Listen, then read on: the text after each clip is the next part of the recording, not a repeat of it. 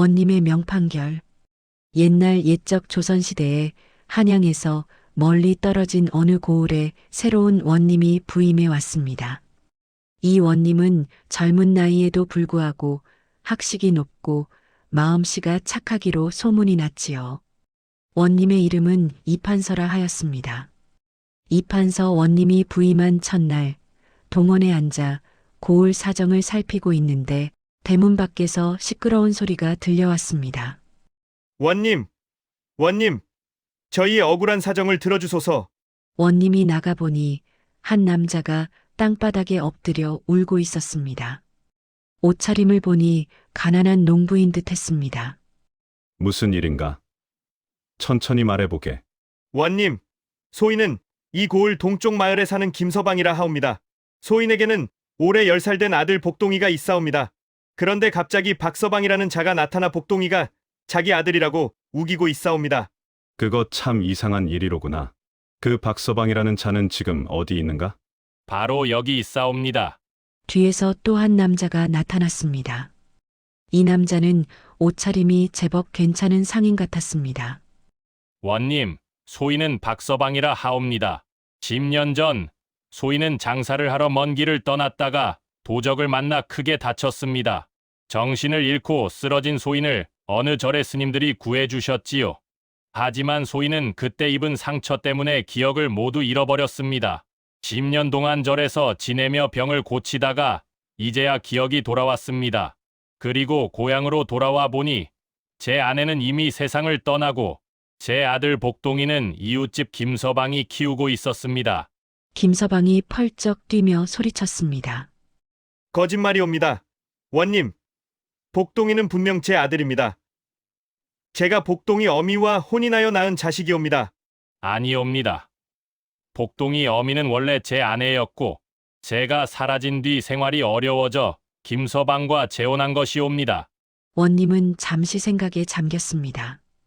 둘 다 자기가 복동이의 친아버지라고 우기니 이를 어찌 판단해야 할까요? 복동이는 지금 어디 있는가? 여기 있사옵니다. 김서방이 뒤를 돌아보니 10살쯤 되어 보이는 사내아이가 무섭고 두려운 표정으로 서 있었습니다. 아이의 눈에는 눈물이 가득했습니다. 원님이 복동이를 불렀습니다. 얘야, 이리 오너라. 무서워하지 말거라. 복동이가 떨리는 다리로 원님 앞으로 다가갔습니다. 원님은 상냥한 목소리로 물었습니다. 너는 누가 내 아버지인지 아느냐? 복동이는 김서방을 가리키며 말했습니다. 저분이 제 아버지이옵니다. 저분이 저를 낳으시고 키워주셨사옵니다. 박서방이 다급하게 말했습니다. 아이가 어려서 기억을 못하는 것이옵니다. 제가 떠났을 때 복동이는 겨우 돌이 지났을 무렵이었사옵니다. 원님은 고개를 끄덕였습니다. 그래, 그럴 수도 있겠구나. 그렇다면 이렇게 하자. 복동아, 너는 잠시 저쪽에 가 있거라. 복동이를 물러나게 한 뒤 원님은 두 남자에게 물었습니다. 복동이 어미는 어찌 되었는가? 김서방이 눈물을 흘리며 대답했습니다. 3년 전 병으로 세상을 떠났사옵니다. 아내는 죽기 전 저에게 복동이를 잘 키워달라고 신신당부하였습니다. 박서방도 슬픈 표정을 지었습니다. 제가 돌아와서 알아보니 그리 되었다 하더이다. 소인도 가슴이 찢어지는 듯했사옵니다. 원님은 두 남자의 눈을 번갈아 보며 말했습니다. 그렇다면 둘 다 복동이를 사랑하고 있다는 것은 분명하구나. 하지만 아버지는 한 사람뿐이니 누가 진짜 아버지인지 밝혀야 하겠다. 원님은 잠시 생각하더니 명을 내렸습니다. 내일 아침 다시 오너라. 그때 내가 판결을 내리겠노라. 그날 밤 원님은 잠을 이루지 못했습니다. 이것은 그가 원님이 된 후 처음 맡게 된 어려운 사건이었습니다. 두 사람 모두 진심으로 복동이를 자기 아들이라고 믿고 있는 것 같다. 하지만 진실은 하나뿐.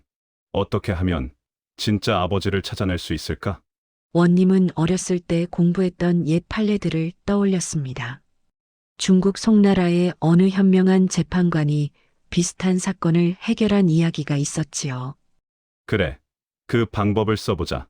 다음 날 아침 동원 마당에는 많은 백성들이 모여들었습니다. 소문을 듣고 구경하러 온 것입니다. 김서방과 박서방도 일찍부터 와서 원님을 기다렸습니다. 원님이 나타나자 사람들이 숙연해졌습니다. 복동이를 데려오너라. 복동이가 겁에 질린 얼굴로 나타났습니다. 원님은 명을 내렸습니다. 마당 한가운데 큰 원을 그려라. 그리고 복동이를 그 원 안에 세워라. 아전들이 마당에 큰 원을 그렸습니다. 복동이는 그 원 안에 서 있었고 얼굴이 새하얗게 질려 있었습니다.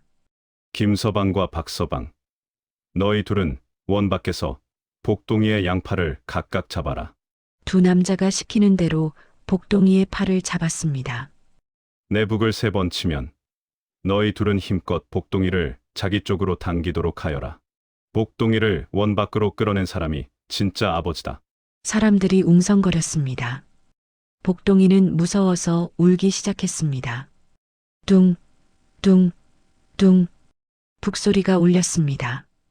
박서방은 있는 힘껏 복동이를 자기 쪽으로 잡아당겼습니다. 으악! 복동이가 비명을 질렀습니다. 팔이 빠질 것 같은 아픔이었습니다. 그런데 이상한 일이 일어났습니다. 김서방이 갑자기 복동이의 팔을 놓아버린 것입니다. 안 되옵니다. 원님, 저는 못하겠나이다.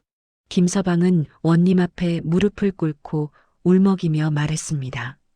복동이가 제 아들이든 아니든 저는 이 아이가 다치는 것을 볼 수가 없사옵니다. 제가 10년 동안 키운 아이인데 어찌 제 손으로 고통을 주겠나이까? 차라리 제가 아버지 노릇을 포기하겠나이다. 원님의 얼굴에 미소가 번졌습니다. 그만, 이제 알았노라. 사람들이 숨을 죽이고 원님을 바라보았습니다. 김서방이 진짜 아버지다. 예? 어째서 그러하옵니까? 박서방이 놀라서 물었습니다.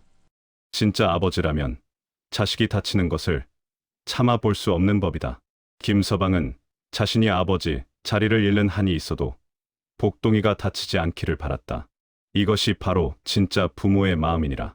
원님은 박서방을 바라보며 말을 이었습니다.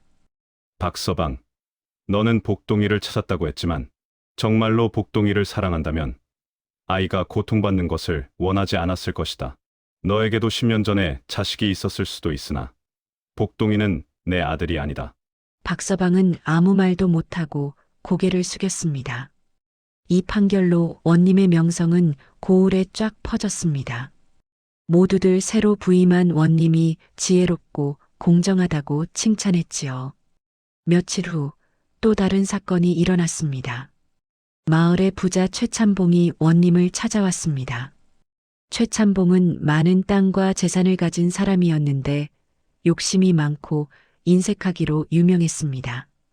원님, 큰일이옵니다. 소인의 논 1000냥이 도둑 맞았사옵니다. 무엇? 1000냥이나?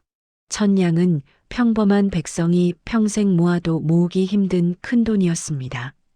어디서 잃어버렸는가? 소인은 어제 저작거리에 장을 보러 갔사옵니다. 돈주머니를 허리춤에 차고 갔는데 집에 돌아와 보니 돈주머니가 사라졌사옵니다.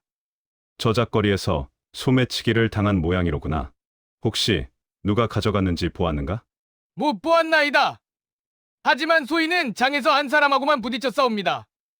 바로 장터에서 약장수를 하는 이서방이라는 자유입니다. 원님이 명을 내려 이서방을 잡아오게 했습니다. 이서방은 가난한 약장수로 저작거리를 돌아다니며 약을 팔아 근근히 살아가는 사람이었습니다. 이서방, 내가 최참봉의 돈을 훔쳤느냐? 천만의 말씀이옵니다, 원님. 소인은 절대로 그런 짓을 하지 않았나이다. 그렇다면 어제 저작거리에서 최참봉을 만났느냐? 예, 장터에서 약을 팔고 있는데 최참봉께서 지나가시다가 소인과 부딪히셨나이다. 그때 최참봉께서 소인에게 길을 막지 말라며 소인을 밀치셨나이다. 최참봉이 소리쳤습니다. 그때 이놈이 제 돈주머니를 슬쩍한 것이 분명하옵니다. 아니옵니다. 소인은 그런 짓을 하지 않았나이다. 원님은 두 사람을 번갈아 보았습니다.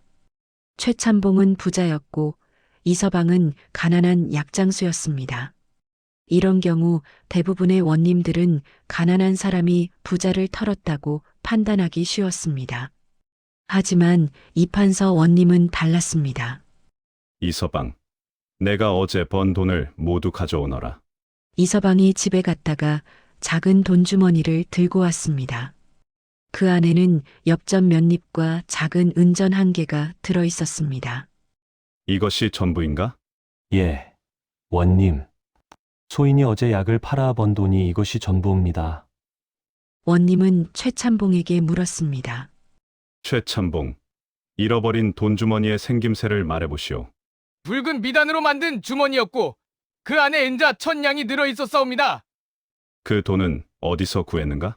소인이 쌀을 팔아 얻은 돈이옵니다. 원님은 고개를 끄덕이며 생각에 잠겼습니다. 그렇다면 이렇게 하자. 이서방, 너는 오늘 저녁까지 내가 있던 곳을 다시 가보아라. 혹시 돈주머니가 어디 떨어져 있을지도 모르니. 예, 원님. 이서방이 물러나자 원님은 최참봉에게 말했습니다. 최참봉, 그대는 집에 가서 기다리시오. 내가 반드시 범인을 찾아내겠소. 최참봉이 돌아간 후 원님은 아전을 불렀습니다. 최참봉의 집을 몰래 지켜보도록 하여라. 누가 찾아오는지, 무슨 일을 하는지 낱낱이 보고하라. 예, 원님. 그날 밤 아전이 급히 달려와 보고했습니다. 원님, 이상한 일이 있사옵니다. 무슨 일인가? 최참봉의 집에 한 사내가 찾아왔사옵니다. 그런데 그 사내가 최참봉에게 무언가를 건네고 돈을 받아가는 것을 보았나이다. 그 사내는 어떻게 생겼더냐? 젊은 사내였고 옷차림은 하인 같았사옵니다. 원님은 무릎을 쳤습니다. 그렇구나. 내 짐작이 맞았도다. 다음 날 아침 원님은 최참봉과 이서방을 다시 불렀습니다. 그리고 어젯밤 최참봉의 집에 들렀던 그 젊은 사내도 함께 불렀습니다. 최참봉, 이 사내는 누구인가? 소인의 조카이옵니다.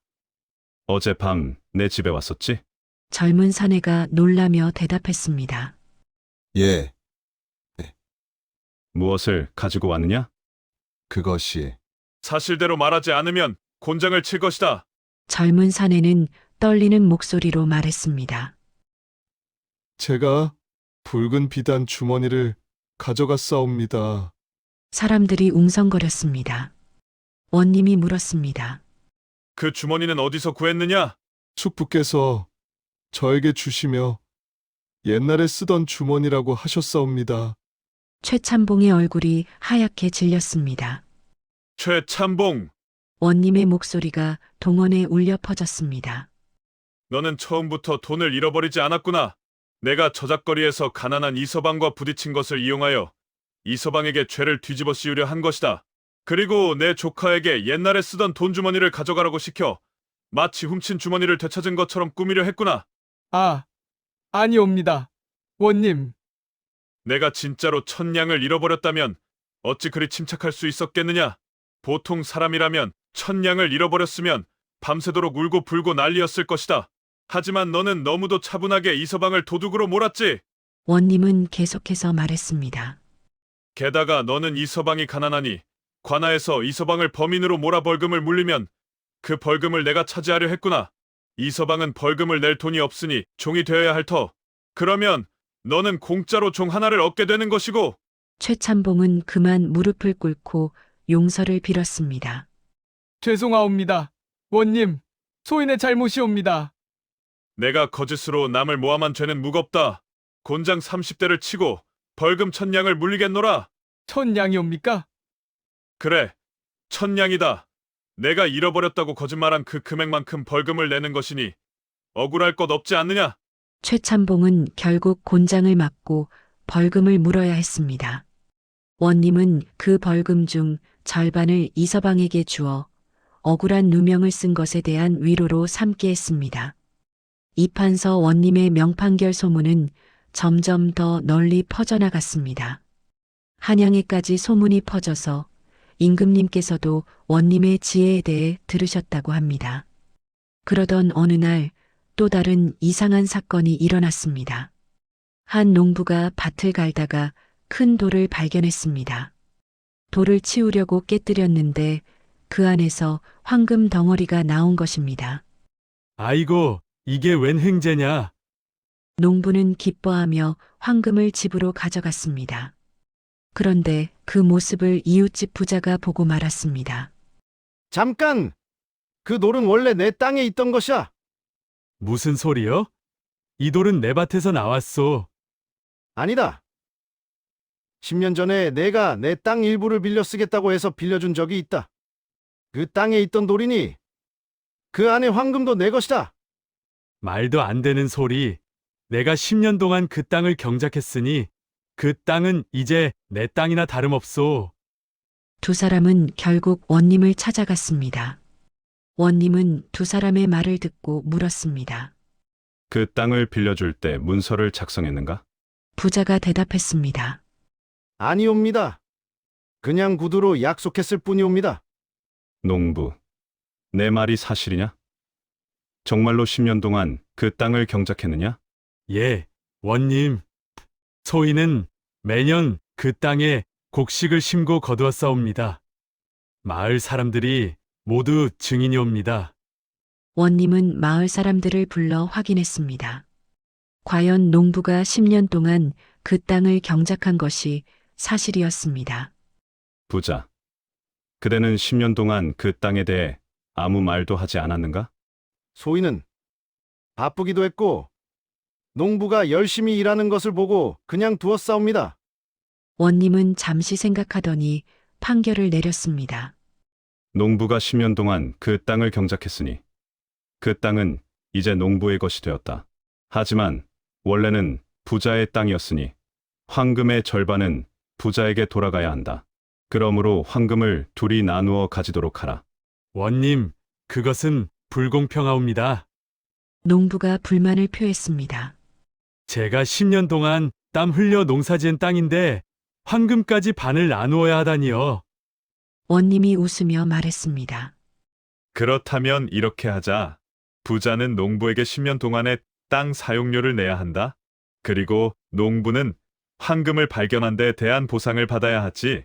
10년 동안의 땅 사용료와 황금 발견, 보상을 계산해 보니 대략 황금의 절반 정도 되는구나. 그러니 황금을 반씩 나누면 공평한 것이 아니겠는가? 두 사람은 원님의 지혜에 감탄하며 황금을 반씩 나누어 가졌습니다. 그 후로도 이판서 원님은 많은 어려운 사건들을 지혜롭게 해결했습니다. 원님의 명판결 이야기는 입에서 입으로 전해져 조선 팔도에 퍼져나갔습니다.